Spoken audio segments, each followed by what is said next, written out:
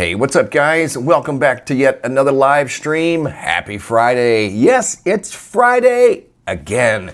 Seems like every time we turn around it's Friday. Time seems to be moving by much faster these days.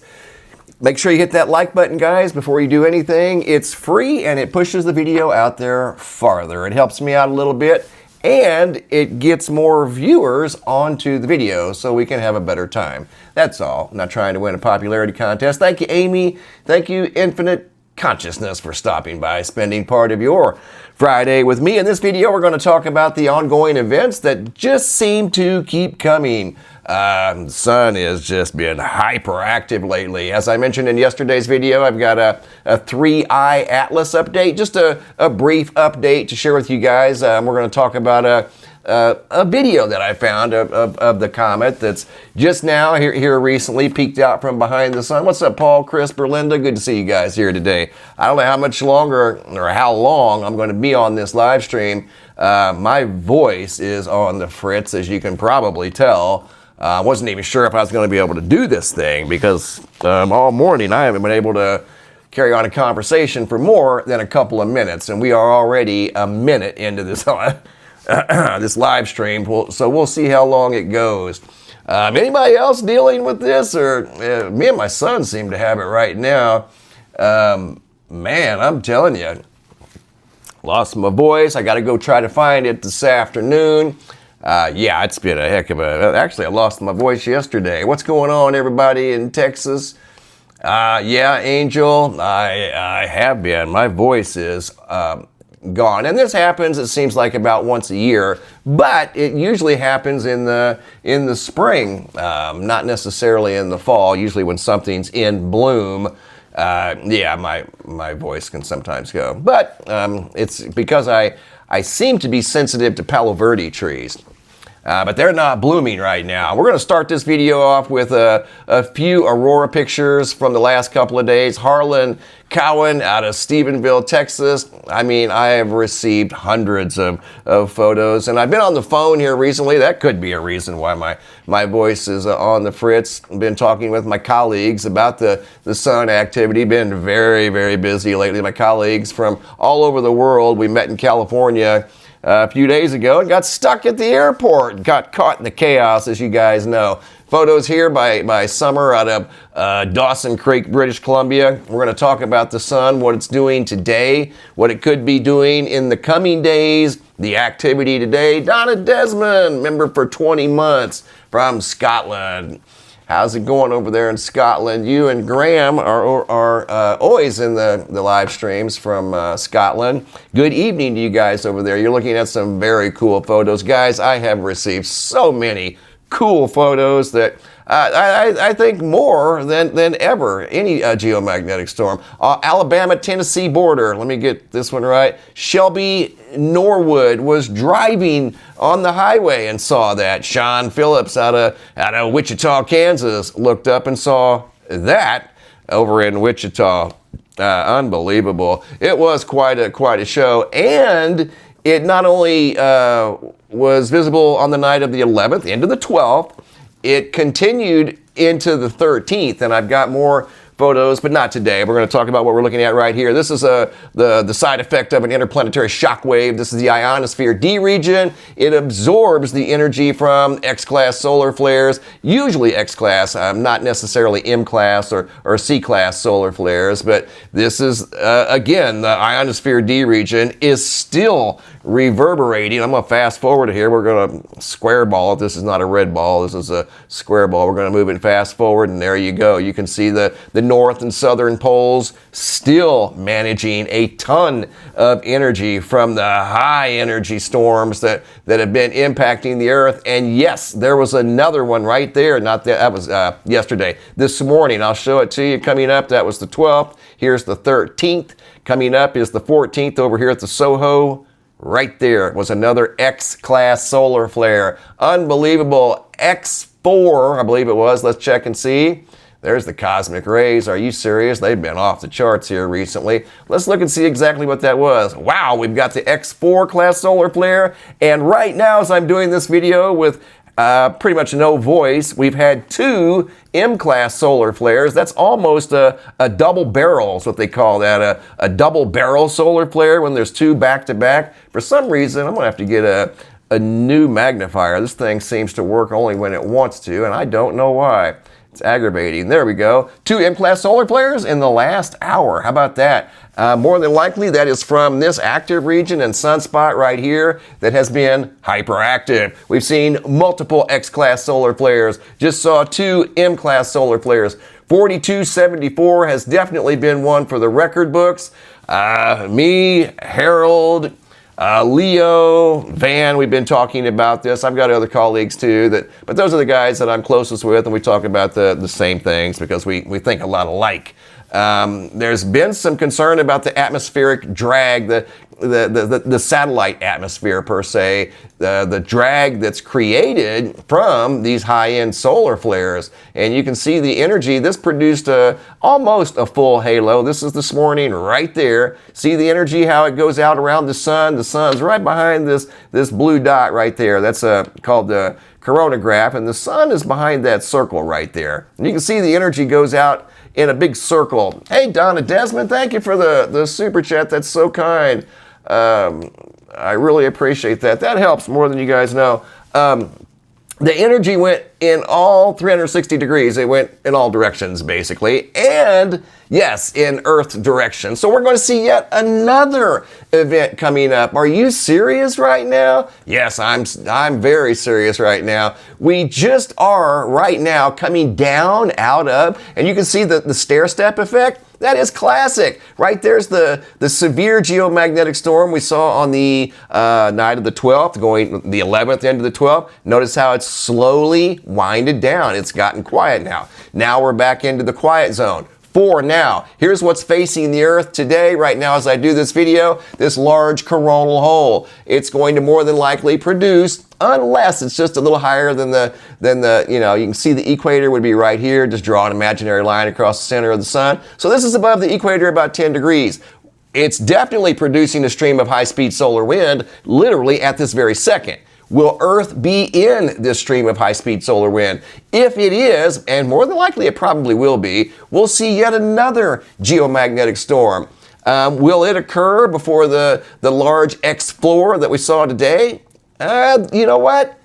They could arrive at the same time, Donna. Thank you, Donna Desmond. Appreciate that. Yeah, they could arrive at the same time. And if they do arrive at the same time, we could see something similar to what we just saw here a couple of days ago, a couple of nights ago. We saw auroras out here in Arizona. We couldn't necessarily see them with the naked eye, but if you were recording the sky like I did, I pointed the phone to the sky, and when I did that and put it on video mode, you could see them. You could see a real fine layer of green and red up there dancing around. Just a thin layer of gas. And these are photos. I got a lot of photos out of Missouri.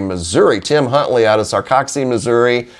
Jody out of Missouri. Beautiful skies in Missouri, down around the Lake of the Ozarks. I mean, it was just bright red. And for the most part, these auroras, especially down here in the States, were red. There were a few green ones, but predominantly red auroras we're seeing down here in the States. And again, this is the shock wave from earlier this morning from the X4 class solar flare that, yes, had an Earth-directed component. So we're watching that very closely, and it could arrive here at the Earth in the next 40 to 48 hours because it is a high mover. It's moving very, very fast. Photo you're looking at here is a recent photo of Comet Lemon that's still in the solar system. Here we're looking at the orbit diagram of Comet Atlas. We haven't talked about Atlas in a few days, and we're going to talk a little bit about it right now. Here we go, as long as my voice lasts. This is the orbit path of Comet Atlas. This is where it's currently at right now as we're doing this video, hanging out in the chat room, enjoying our Friday. Yes, it's Friday again. You can see where it's at. It's in between Mars and Jupiter, basically. Coincidentally, there's another comet in the same general area, Borisov, C2025 V1. Look at that. It is above Comet Atlas and in front of Atlas. Actually, where is Atlas? This has got me, okay. Atlas is over here. Borisov is right up there. I mean, we are having a comet party here in the local neighborhood. All the comets seem to be converging in our inner solar system. We've got Lemon, we've got another Atlas, we've got Borisov, we got Swan. I don't think I've ever seen this many comets in here at one time that were being legitimately tracked. Yeah, there's probably comets that go through that maybe are unnoticed, but that might have been 20 years ago. And that's something else that me and my colleagues have been talking about. Harlan, especially Leo, he is on the comets.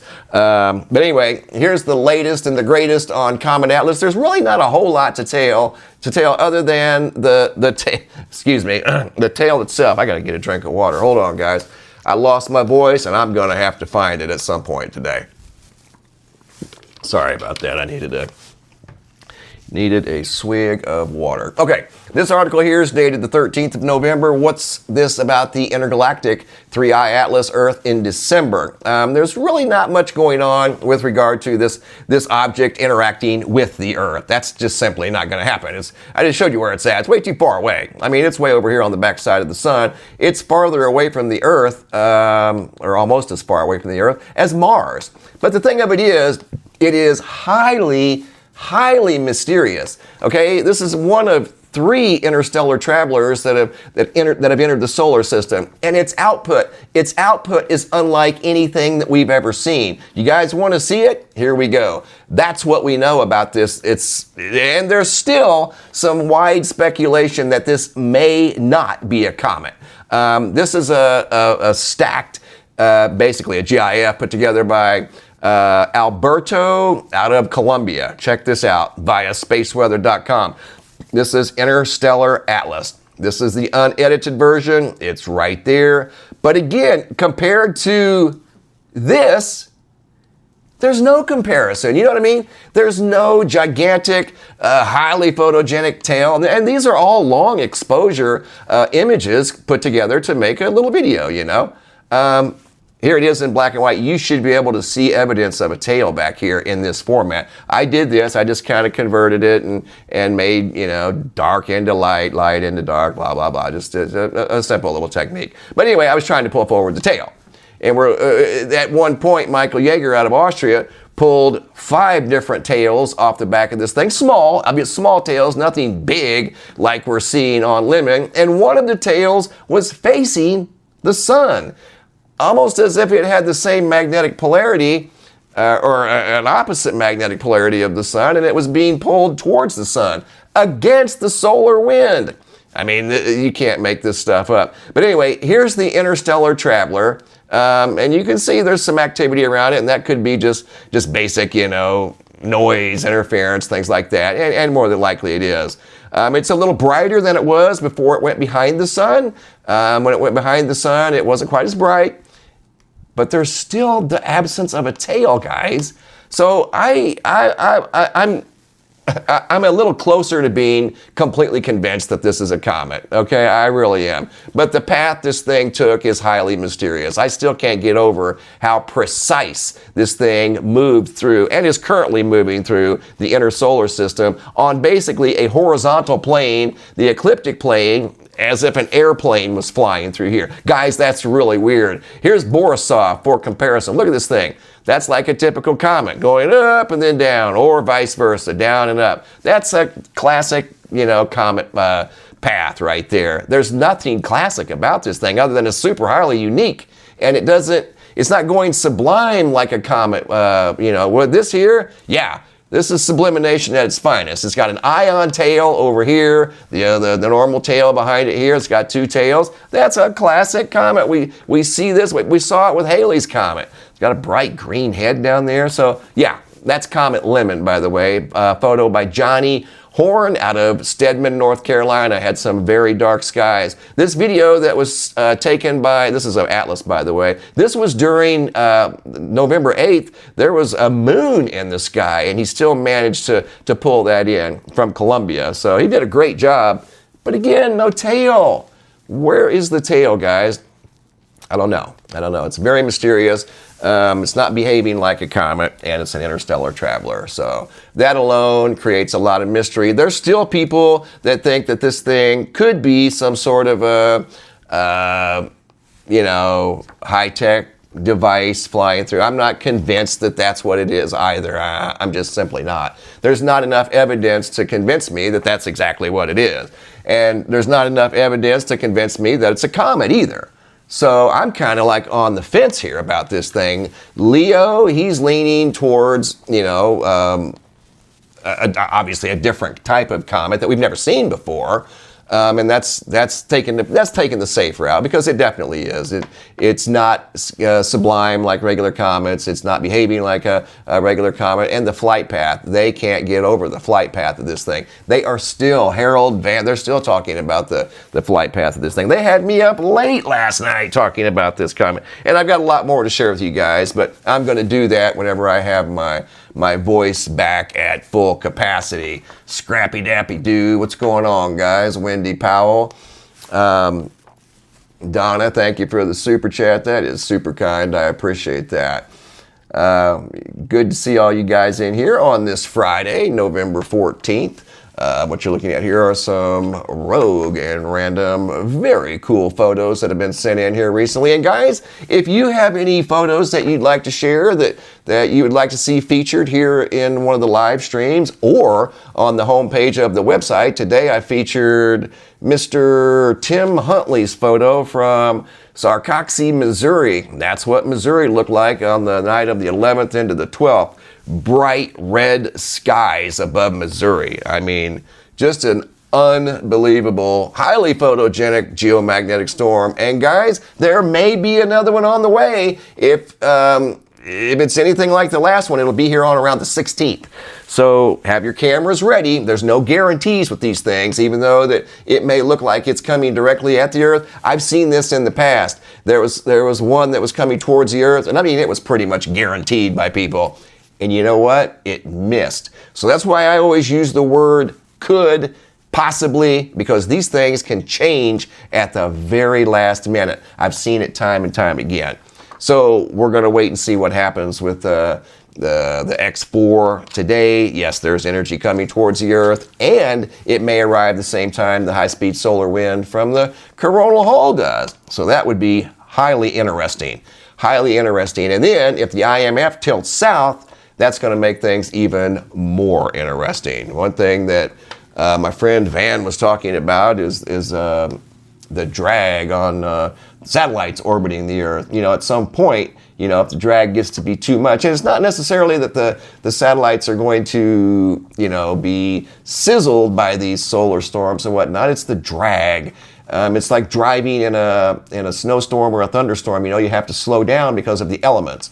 Well, this is creating elements in the satellite's atmosphere, and it causes them to, maybe potentially go off course, which wouldn't be a good thing. So, yeah, that's one thing he's been highly following, concerned about. He's worried about our satellites and stuff. So, and for good reason. We're in the middle of solar maximum. Solar maximum seems to be getting stronger. We're up to 83 X-class solar flares now in solar maximum. I keep track of all that over here at the homepage of the website, right there. Solar cycle 25, I updated it today. Now 83 X-class solar flares in solar cycle 25. I'm assuming that it's probably going to eclipse 100, maybe before the end of the year. It's kind of what I'm thinking. And it wouldn't surprise me at all. We are in solar maximum. Oh yeah, hit the like button, guys. That's why the number's so low, because we're not getting the likes. Hit the like button for me if you would. It's free, and it pushes the video out there farther. That's all. So here's another look at our friend Atlas, the interstellar traveler that's still traveling through the inner solar system. This was a satellite image taken by Alberto out of Colombia. That's actually a very good view, especially during moonlight conditions. The moon was out that night, so he must have a very big, powerful scope or access to something very big. But there's a look at Atlas again, up close, and again, you're not seeing a tail. Nothing long and dramatic like you would expect. And even in this format right here, no tail. And the evidence of the little tails that are back there, they're just not typical. You know what I mean? There's really nothing typical about this thing. the flight path, its origin. It came from another solar disk, a solar system, another star, which is rather interesting. This thing has a completely different atomic makeup than anything that's in our cosmic neighborhood. On the Earth, the atomic structure on this thing is different. You know, if I was in charge, I would have had a probe or some sort of a spacecraft up there meeting this thing as it entered the solar system in a friendly way, and we would have studied this thing, and we would know a lot about this object as it's moving through the solar system. We would learn a ton. We would use all this equipment to learn, and we would share that knowledge with everybody in the world that wanted to know. And I know everybody in this chat room would love to know. So just trust me, if I was in charge, you would know. Guarantee it. Guarantee it. If the months go as fast as the years, I feel like number yeah, don't get me laughing, Donna. You're right. I've thought about that too. You know what, Donna? I had a conversation with my wife the other day. I said, my goodness, it seems like days seem like weeks. Woo, you know what I mean? It's like, we need to slow that down just a little bit. Days seem like weeks. That's why every time I turn around, it's Friday. It's like, wow, it's Friday again. Alejandro, what's up, California? Well, guys, thank you for the likes. I see the likes went up a little bit. That definitely helps. I appreciate that. As you can tell, I'm struggling today with my voice, so we're going to keep this live stream to a bit of a minimum because I'm not able to talk. And what you can't hear doesn't really sound like me, because my voice has vamoosed. It is gone for the day. So guys, with that, we're going to probably wrap this live stream up. I wasn't sure I'd be able to get this far. Hey, what's up, Team Alaska? What's going on, buddy? Yeah, I know. I hear you, man. I hear you. Good to see you guys here. 548 likes and 905 watching. You guys need to hit that like button, at least get it up over 600. That'll push it out there a little bit farther. You're looking at some super cool photos that have been sent in here recently. Mike out of Scotland sent that photo in, where Graham and Donna are at. Congress, Arizona, Jay sent in. That was a storm. That was a monsoon that went through here a while back. What's up, Graham? I see YR4 is going to be studied in February, 30% chance. Yeah, I saw that too, Graham. It may impact the moon. Wouldn't that be something to see? Whoa. Now, that would be something to see, absolutely.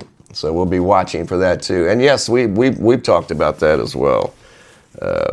Harold's been following the possible moon impact. He doesn't think it's going to. That's just his take on it, but we'll see. You know, things change. Things change, and it very well could impact the moon. Well, listen, guys, my voice is just about completely gone, so I'm going to wrap this live stream up. That's really about all I got today, and that's all I got on my note card here. You can hear it, because I didn't put a whole lot on here because I knew I wouldn't be able to talk for a long period of time. So anyway, that's all I got for today. Happy Friday again. It's Friday once again, and the next thing you know, it will be Friday again. All right, guys, that's all I got for today. Thanks for watching. Have a great weekend and a super day. And as always, be safe out there.